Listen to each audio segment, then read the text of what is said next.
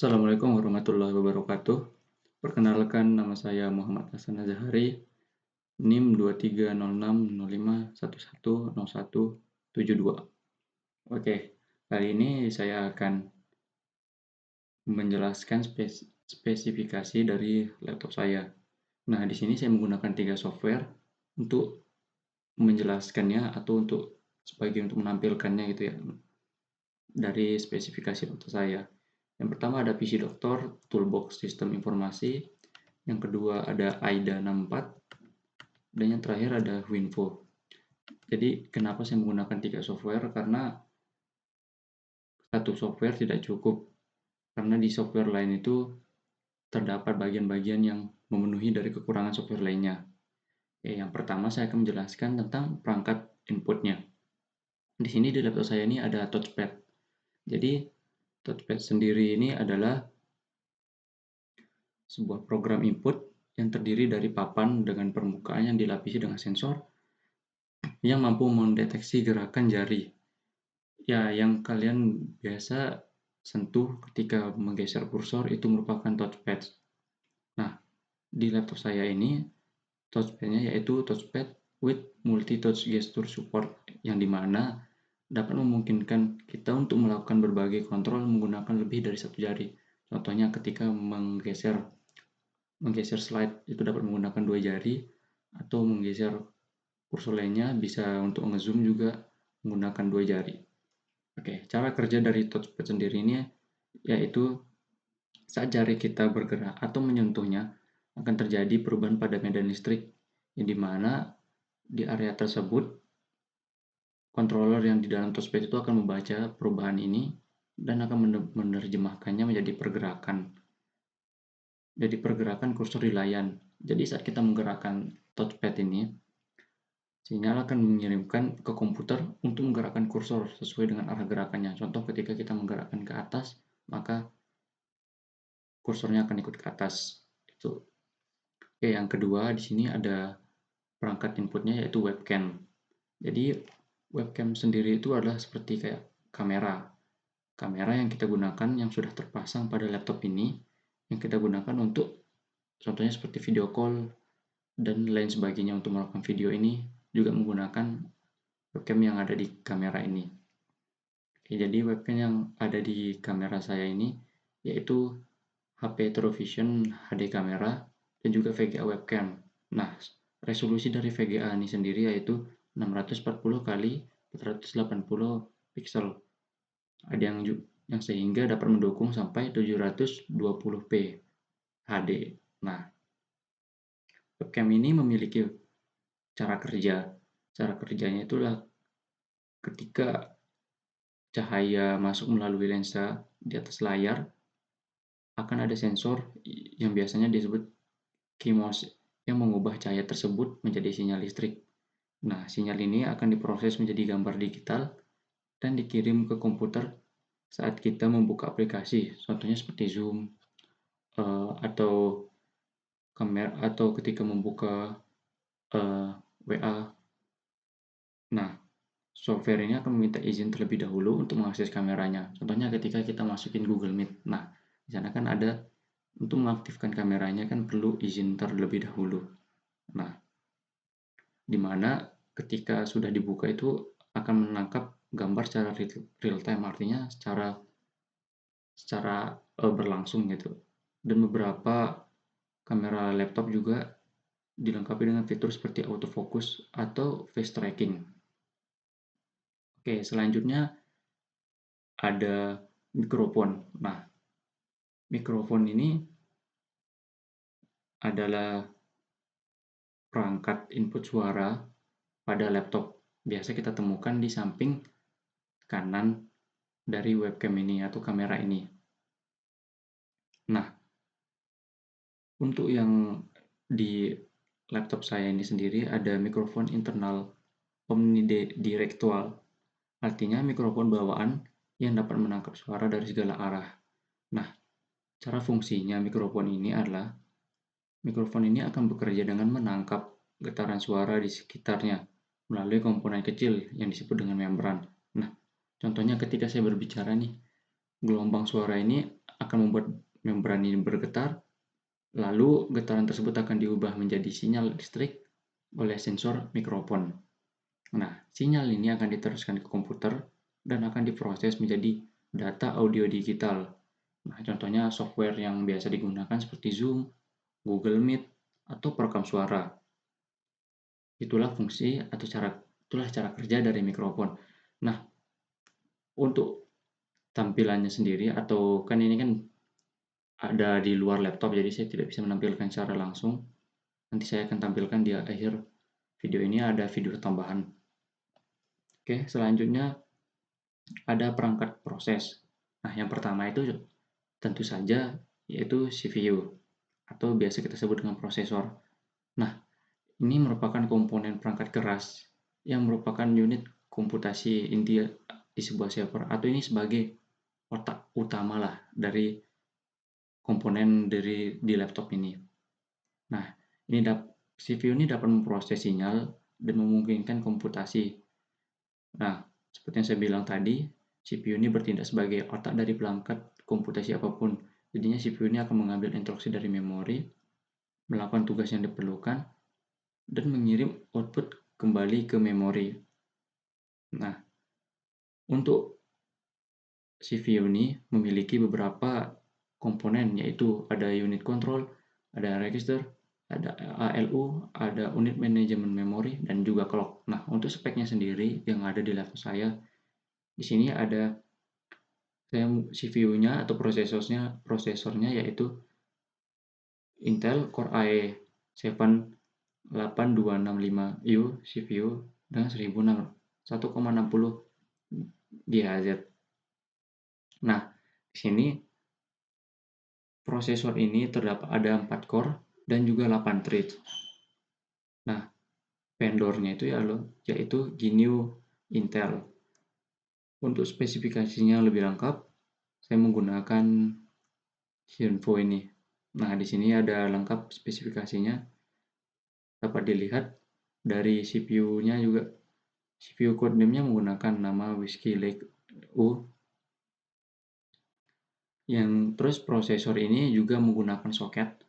Soketnya itu bernama VCL GA1526. Nah, ini merupakan soket khusus untuk prosesor mobile. Dapat dilihat di sini ada CPU vendornya W0 dan lain sebagainya, dapat dilihat di sini spesifikasinya. Nah, cara kerja CPU ini sendiri yaitu atau prosesor ini akan mengambil instruksi dari memori. Nah, instruksi ini berbentuk atau berupa kode biner 01 yang akan dipresentasikan tugas atau operasi tertentu untuk CPU. Nah, unit kontrol ini akan menafsirkan instruksi dan menentukan operasi yang akan dilakukan. Nah, CPU ini akan melakukan proses operasi yang ditentukan pada data yang diambil. CPU akan melakukan perhitungan matematis, perbandingan logis, manipulasi data, atau transfer data antara register dan atau lokasi memori. Nah, setelah menjalankan instruksi tersebut, CPU ini akan menyimpan hasilnya di memori atau memperbarui register tertentu dengan data baru. Nah, gitulah cara kerja dari CPU ini sendiri. Oke. Selanjutnya kita berpindah ke arah VGA. Oke. VGA ini yaitu adalah Video Graphic Array atau interface standar untuk mengirimkan sinyal video komputer sehingga dengan adanya VGA ini kita dapat melihat tampilan di layar ini. Jadinya VGA ini kayak yang kita gunakan untuk menampilkan sesuatu ke layar. Oke. Untuk speknya sendiri di sini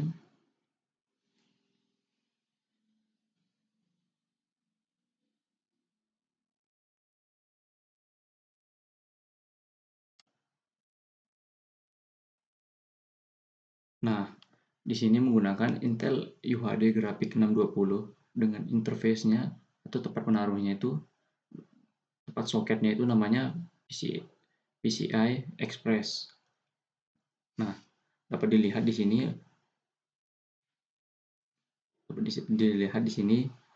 device namanya Westlake UGT2 dengan vendor namanya Intel Corporation. Untuk spek lebih lengkapnya dapat kita lihat contohnya di AIDA.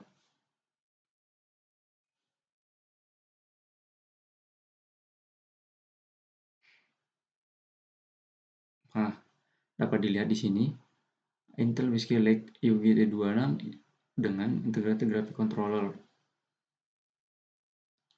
Oke. Arsitekturnya itu Intel Gen 9.5. Ada juga penjelasan dari Winfo sini. Nah, sini menggunakan Intel UHD Graphic 620 dengan video chipsetnya namanya Whiskey UGT2. Video busnya menggunakan PCIe. Nah, itulah spesifikasi untuk VGA di laptop saya. Nah, jadi sebelum saya lanjut, jadi Whiskey Lake UGT23 ini adalah nama kode untuk jenis chipset yang kita gunakan. Ini merupakan prosesor Intel generasi ke-8. Nah, cara kerja dari VGA ini sendiri yaitu VGA ini akan bekerja dengan mengubah data dari CPU menjadi gambar atau video yang bisa ditampilkan di layar. Nah, contohnya ketika kita membuka game atau aplikasi, nah CPU ini mengirimkan data berupa angka dan perintah ke VGA. Nah, lalu VGA ini akan memproses data ini menggunakan GPU. Nah, GPU itu prosesor tersendiri, yaitu prosesor spesifikasi yang khusus untuk grafis gitu, untuk membuat gambar, warna, dan animasi. Nah, VGA juga mempunyai VRAM atau memori khusus yang digunakan untuk menyimpan sementara data grafis yang sedang diproses. Nah, jadi setelah selesai, VGA ini akan mengirimkan hasilnya ke layar, sehingga kita dapat melihat gambar, video, atau game dengan kualitas tinggi tanpa nge-lag. Nah, contohnya di sini kita dapat software yang digunakan ini dapat memunculkannya itu melalui proses VGA tersebut. Oke, yang ketiga yaitu RAM. Nah, RAM ini merupakan perangkat proses. RAM ini yaitu Random Access Memory atau memori utama dalam komputer. Oke, di sini untuk RAM saya sendiri.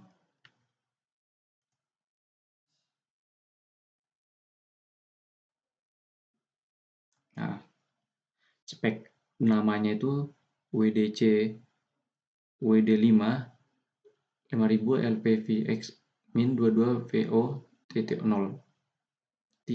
Oke. Jadi VGA saya jadi RAM saya ini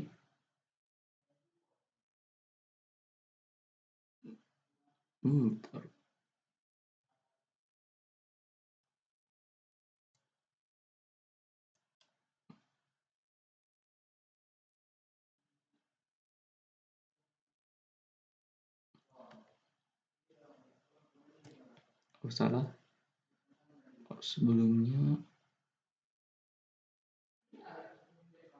Nah, ini dia. RAM saya di sini menggunakan tipe DDR4 SDRAM. Nah, DDR4 ini adalah generasi terbaru dari DDR atau generasi terbaru dari DDR setelah DDR3. Nah, ini dapat memunculkan di sini dapat dilihat kecepatannya yaitu 2666 MHz. Artinya memori ini dapat melakukan 2666 juta siklus per detik. Nah, sini dapat dilihat keterangannya bahwa modul tipenya itu adalah SODIMM. Nah, apa sih ini? Ini adalah jenis dari memori yang dirancang untuk perangkat seperti laptop ini. Nah, SODIMM ini lebih kecil dibandingkan dengan DIMM yang biasa digunakan pada desktop dengan ukuran 67,6 mm dikali 30 mm sehingga cocok untuk perangkat yang memiliki ruang yang terbatas. Gitu. Nah, untuk spesifikasinya juga sama yang ada di visi dokternya juga. untuk penjelasan di bagian RAM-nya sendiri ya.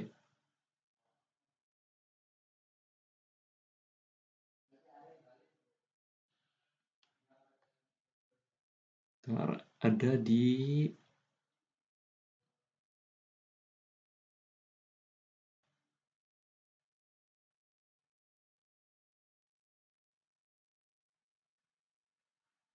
di sini dapat dilihat DDR4 sama seperti penjelasan yang ada di penjelasan saya sebelumnya menggunakan DDR4 dan source-nya itu SPD. Jadi ini adalah sebuah fitur ya, SPD ini sebuah fitur yang digunakan dalam RAM untuk memberikan informasi tentang spesifikasi dan kemampuan kepada komputer ini. Nah, cara kerja RAM ini saat kita membuka aplikasi atau file, CPU ini akan mengambil data dan menyimpannya di RAM supaya dapat diakses dengan cepat tanpa perlu mengambil data tersebut dari hard disk atau SSD. Nah, RAM ini akan terus beroperasi selama aplikasi ini berjalan dan penyimpanan ini akan disimpan di RAM selama laptop ini menyala. Namun ketika laptop ini mati, RAM itu data yang disimpan di dalam RAM akan hilang karena RAM ini merupakan penyimpanan data sementara gitu. Oke, yang terakhir untuk perangkat prosesnya ada BIOS atau UV. Maaf.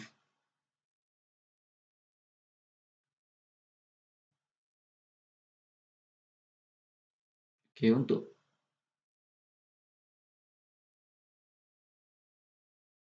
penjelasannya ada di sini menggunakan UV. Terus UV ini adalah pengganti modern untuk firmware sistem input atau output BIOS.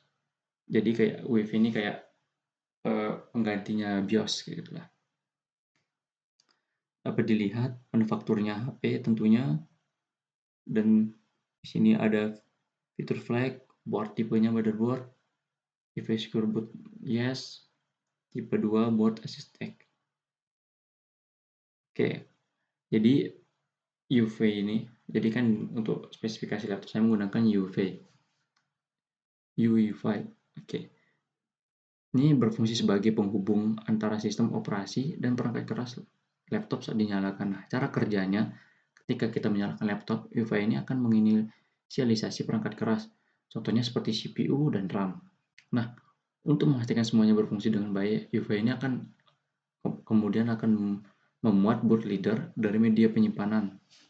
Contohnya itu ada SSD dan hard disk. Nah, untuk menghidupkan sistem operasi itu. Begitulah cara kerja dari BIOS atau UEFI. Oke, selanjutnya saya akan menjelaskan tentang perangkat output.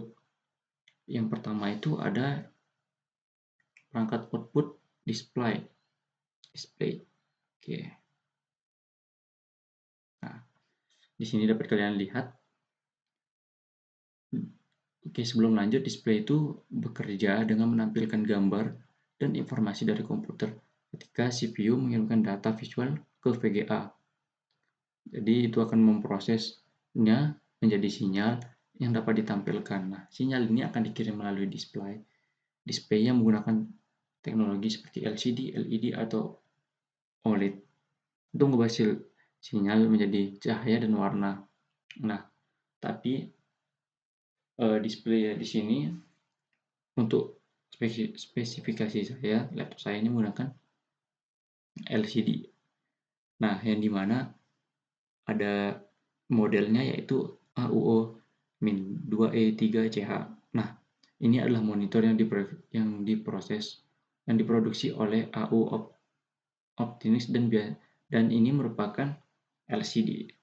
Nah, untuk kecepatannya itu 60 Hz dan ada resolusinya 1366 dikali 768. Itu. Oke, untuk spesifikasi lainnya dapat dilihat di sini.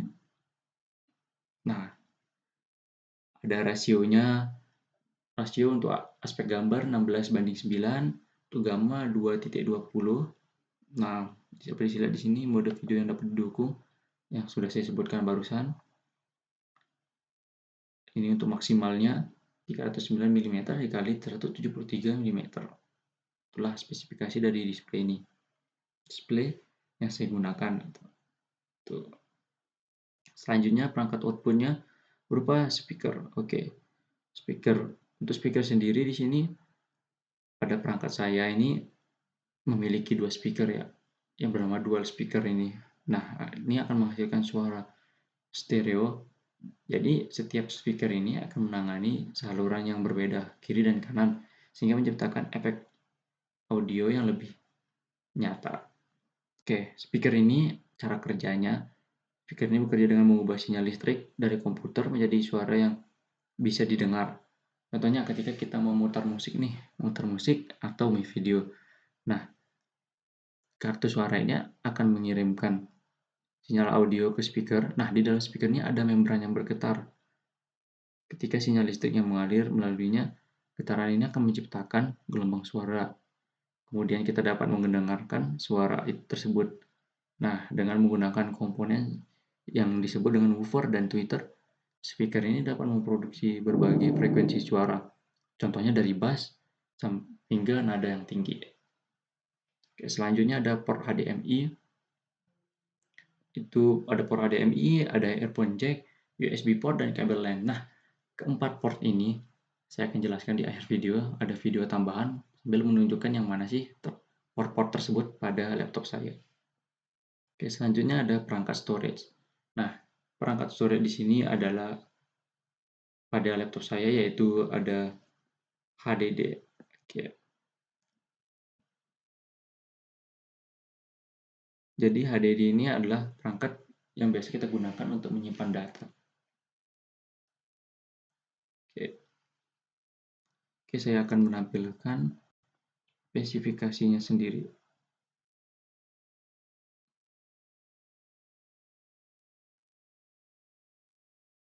Oh, di bawah.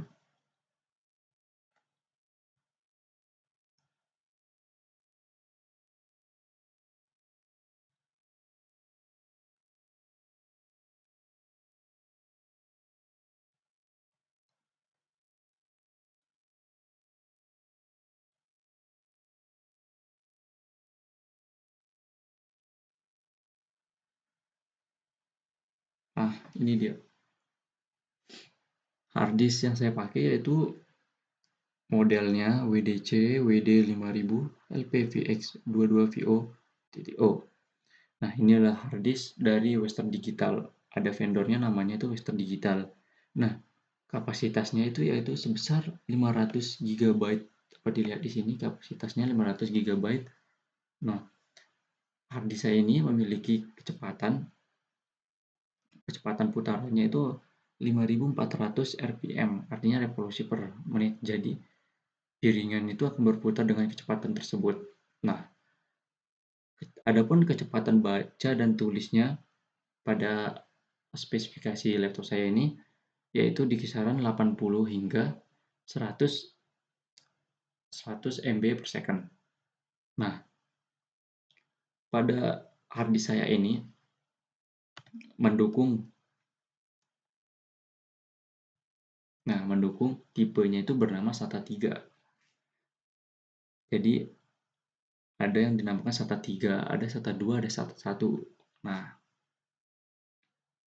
dapat dilihat di sini buffernya 8 MB dan harddisk ini adalah perangkat penyimpanan yang seperti yang saya bilang tadi, yaitu menggunakan piringan, beda seperti SSD. SSD itu sama prosesnya kayak flash disk lah, ada banyak chip yang digunakan. Nah, cara kerjanya, jadi di harddisk ini ada piringan ya, seperti saya sebut tadi. Nah, piringan ini ketika kita menyimpan data, nah semua komponen itu, sebuah komponen ada yang bernama read atau read head ini akan menulis informasi piringan itu dan mengubah pola magnetiknya di permukaannya. Nah, setelah itu piringan ini akan berputar dengan kecepatan tinggi sehingga head atau read head yang saya sebutkan tadi dapat dengan cepat mengakses data yang dibutuhkan. Nah, ketika kita membuka file, head ini akan membaca pola magnetik yang di piringan tersebut dan mengubahnya kembali menjadi data yang bisa dipahami oleh komputer. Itulah cara kerja dari hard disk. Ini hard disk ini termasuk dalam perangkat storage. Dapat dilihat di sini merupakan spesifikasi dari hard disk saya sendiri. Oke. Selanjutnya yang terakhir itu adalah perangkat tambahan. Nah, di perangkat tambahan ini saya menggunakan flash disk. Nah, flash disk saya itu ada mereknya SanDisk dengan 64 GB. Nah, ini merupakan jenis flash disk yang saya gunakan ini yaitu OTG, artinya on the go. Jadinya di dalam flash disk ini ada dua konektor. Ada yang konektor yang satunya untuk USB standar, yang satunya untuk micro USB. Nah, ini dapat digunakan contohnya ketika kita menyambungkan laptop atau menghubungkan handphone. Nah, flash disk saya ini mendukung standar USB 3.1 dengan kecepatan transfer hingga 150 MB per second. Nah, di flash disk saya ini mendukung file system export yang artinya dapat memungkinkan penyimpanan file lebih besar dari 4 GB. Nah, selain itu, perangkat Android dan Windows flash disk ini juga bekerja dengan perangkat iPhone. Nah, untuk tampilan flash disk-nya sendiri, seperti tampilan port yang sebelumnya, saya akan tampilkan di akhir video ini. Ada video tambahan untuk menampilkan komponen yang ada di luar laptop ini yang tidak bisa saya tampilkan dalam video ini. Oke, dapat dilihat di sini ada port HDMI. Nah, port ini bekerja dengan cara mengalirkan data audio dari video berkualitas tinggi atau dari satu perangkat ke perangkat lainnya. Contohnya itu dari laptop ke TV atau ke proyektor. Nah, cara kerjanya ketika kita menyambungkan kabel ini HDMI, sinyal audio dan video dari laptop itu akan dikompresi dan dikirim melalui kabel. Nah, pada yang menerima, contohnya TV yang menerima kabel tersebut, sinyal tersebut akan didekomposisi dan ditampilkan di layar. Nah, inilah kabel slot port HDMI. Nah, selanjutnya di sini ada earphone jack. Nah, di sini ada port earphone jack. Nah, port earphone jack ini atau biasa kita kenal dengan kayak port untuk menggunakan earphone gitu ya.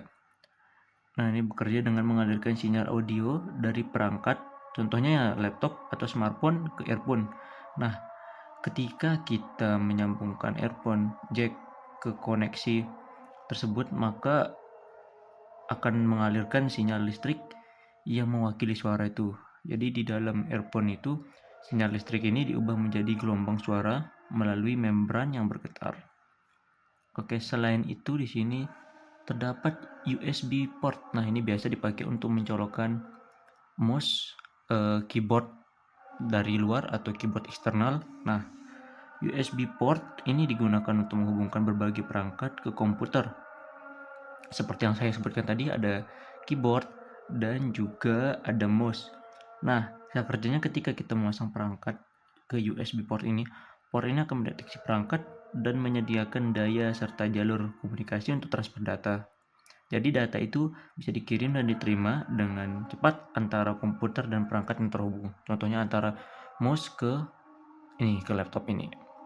Oke, dan yang terakhir di sini ada terdapat juga port kabel LAN atau local area network. Nah, ini digunakan untuk menyambungkan komputer ke jaringan ya. Nah, seperti internet. Nah, cara kerjanya ketika kita menyambungkan kabel LAN dari laptop ke router, data akan dikirim melalui kabel dalam bentuk sinyal elektrik. Router kemudian meneruskan sinyal tersebut ke internet atau perangkat lain di jaringan ini. Dengan ini memungkinkan laptop kita dapat mengakses informasi, contohnya mengirim email atau melakukan aktivitas lainnya. Oke, selanjutnya yang ada di luar, yang ini ada touchpad. Untuk penjelasannya saya jelaskan di video yang sebelumnya. Selanjutnya di sini ada dapat dilihat sini ada webcam web in laptop. Nah, di sini ada mikrofon. Nah, itu sih untuk bagian Samping laptopnya juga sama. Ada di sini ada port-port lainnya. Oke, itu saja.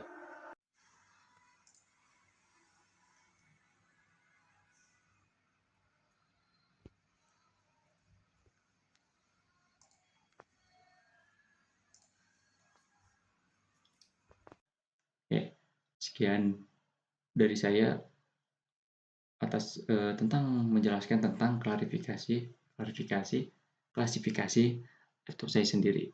Sekian dari saya. Assalamualaikum warahmatullahi wabarakatuh.